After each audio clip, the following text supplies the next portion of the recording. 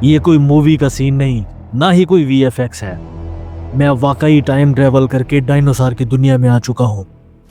یہ بالکل میرے پیچھے ہے، قدموں کے بوجھ سے زمین کانپ رہی ہے۔ جنگل سے باہر بھی ہر طرف ڈائنوسار ہیں۔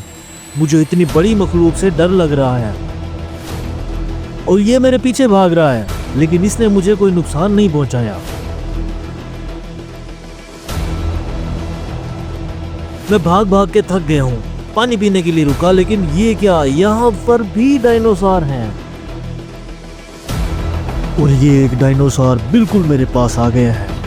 لگتا ہے اب میرا بچنا ممکن نہیں ہے، لیکن اس ڈائنوسار نے مجھے دیکھا، میں نے اسے دیکھا، اور یہ سمجھ گیا کہ میں دشمن نہیں بلکہ دوستی کا پیغام لایا ہوں۔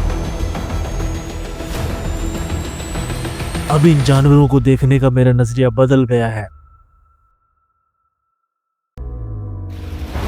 ہم ڈائنوسار کو مونسٹر سمجھتے تھے، لیکن یہ بہت ذہین اور پیاری مخلوق ہیں جو اپنی دنیا میں مست زندگی گزار رہے ہیں۔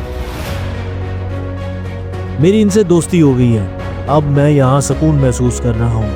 یہ ڈائنوسارز کی دنیا ہے، زمین، آسمان اور یہاں تک کہ پانی میں بھی ان کا راج ہے۔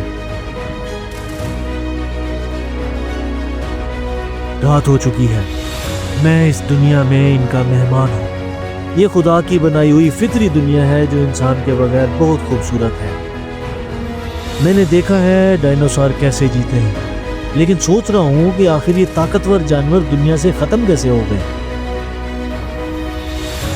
یہ اس دنیا کی عام سی صبح ہے، لیکن یہ ٹوٹتا ہوا تارا زمین کی تاریخ بدلنے جا رہا ہے اور کسی کو معلوم ہی نہیں۔